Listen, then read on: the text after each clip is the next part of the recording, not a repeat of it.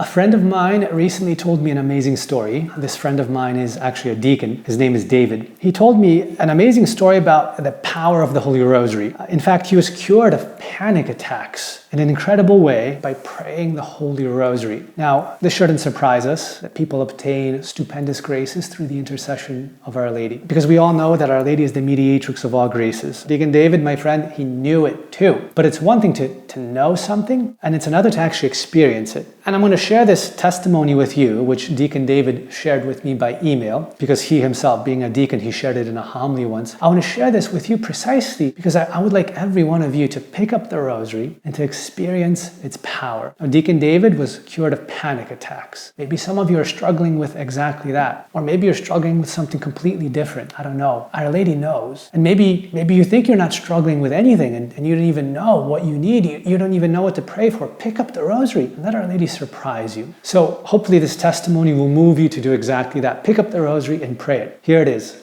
Deacon David's story. My name is Father Matthias, and you're watching Marian Maximalism.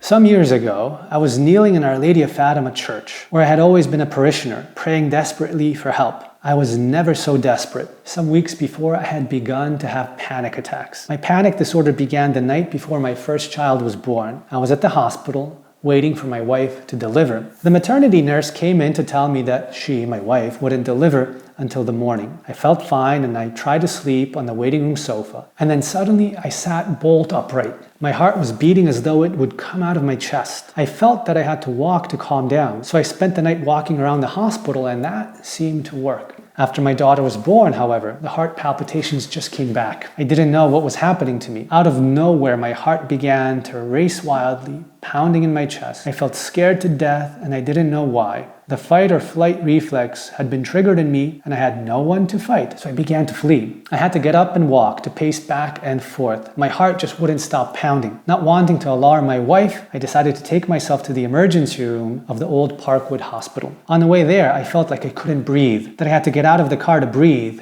which I did. I caught my breath to some degree and got back in the car with the windows wide open and drove with a death grip on the steering wheel. I was white as a sheet when I arrived, and my heart was still pounding, so they took me right into the exam room. And after a physical exam, an EKG and blood work, I was pronounced healthy as a horse. But they couldn't explain why I was still having anxiety attacks. Only years later did the pieces fit together that I had genetically obtained the condition known as panic disorder. Very little was known about it back then. Now there are books, and many books, on the subject. After reading several of them years later, I understood why my grandfather never left the house the last 10 years of his life. But the doctor assured me that it would pass and gave me a prescription for Valium, but it didn't pass. And 2 10-milligram Valium tablets would only give me 2 hours of sleep. So I stopped taking the medicine because it wasn't solving the problem, and I was worried that it would take me down the bleak and terrifying path of addiction. I still have the prescription bottle with 1 pill left. The panic attacks didn't stop, and they became more frequent and more violent. My back muscles would spasm because they were so violent. Often I'd wake in the middle of the night with them and go outside and pace up and down the driveway or around and around my cellar. My wife became more and more fearful of what was happening to me. In the weeks that followed, I had taken myself to the ER again, and after that to a cardiologist,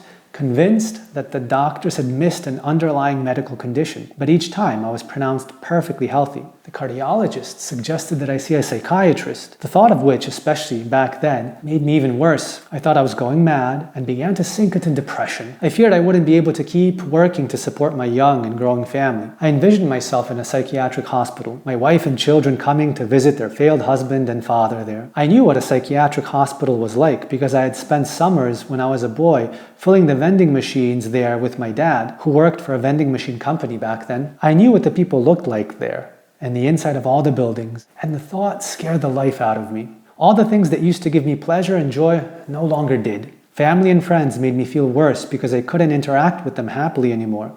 And nature, whose beauty always mesmerized me, left me completely cold. The worst of it all was that I felt that I was separating from reality. It was out there, but I wasn't part of it. I was inside a hole, and I couldn't get out. So I went to Our Lady of Fatima Church to plead with God to cure me, to stop the panic attacks. I couldn't take it anymore. I was at the end of my rope. But God wasn't answering me, or even listening to me, it seemed. The tabernacle appeared cold and empty. I stood up. I shook my fist at the tabernacle and began walking out, muttering, "If you're there, you don't care. You don't care." I had never been so low in my life. Then I understood how people could take their own lives. I knew I couldn't do it, but I understood how people could.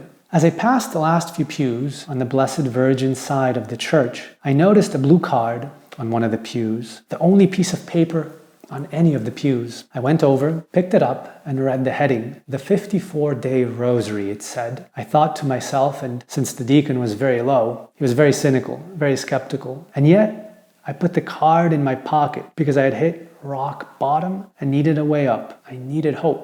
So when I got home, I read it. It explained how the devotion began. In Naples, Italy in 1884, a young girl, Fortuna Agrelli, had been suffering greatly for over a year. She and her relatives began a novena of rosaries to the Queen of the Most Holy Rosary.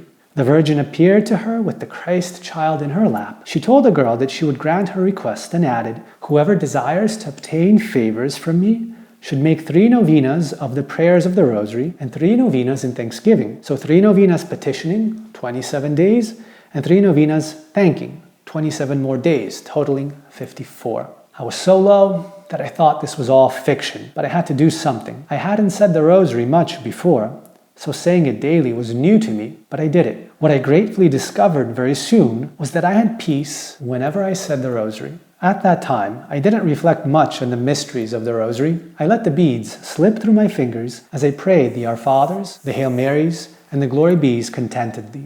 I remember thinking to myself then that I would remain sane as long as God would let me say the Rosary. I was getting better, it seemed, with every Rosary, and I said many in a day, but I wasn't cured. The panic attacks still came, and the anxiety was still within me. My body felt like a tuning fork, the tension vibrating within me to the strains of some far-off evil music. When the 54th day came of these 6 novenas, I went to Mass, and the 2 psalm antiphons that day were, "I have found David, my servant." Now remember, the deacon's name is David. The psalm antiphon that day, "I have found David my servant, and the Lord has freed me from all my fears." I felt deliriously happy throughout the Mass, and I practically floated home, not even noticing that I had no panic attacks that day, and there were none the next day or the day after that. You can feel panic attacks coming on. They're like a train in the distance coming towards you, getting louder and getting worse. In those early days after the 54-day novena, I could sense an attack coming on, but I had the strongest feeling of the Blessed Mother's presence beside me, preventing them from arriving. 35 years later, I can say that I've never had another panic attack. And I'm as certain of this as I am of anything. The Blessed Mother, through the power of her Most Holy Rosary, cured me.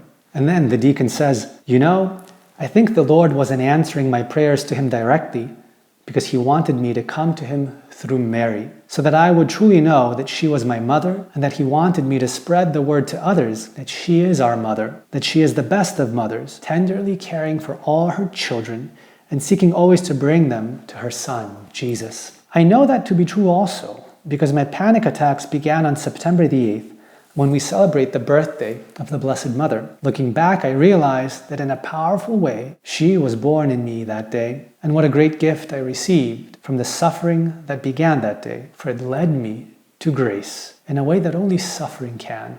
I'm convinced that there is no better way to come to Jesus than through Mary. Now, the 54-day Rosary Novena is not necessarily the cure for every ailment or sorrow that we face on earth. But I know that the Rosary brings Mary to answer our needs in a most powerful way, because wherever her tender mother's heart is, there's her divine Son resting in her arms. The Son who, especially at his mother's request, can do all things. Now, you can actually do this too. You can pick up the Rosary and you can obtain graces with it. Whatever graces you need can be yours If you only ask for them through Mary, and especially through her Holy Rosary, she wants us to pray it every single day. And although the Rosary is not a cure for all ailments, nevertheless, it brings Mary close to us and to answer our prayers in a most special and a most astounding and a most powerful way. It might be a little difficult, it might be a little weird to start doing it, especially if you're not praying the Rosary every day now, especially if things always seem to get in the way when you're trying to be faithful to it.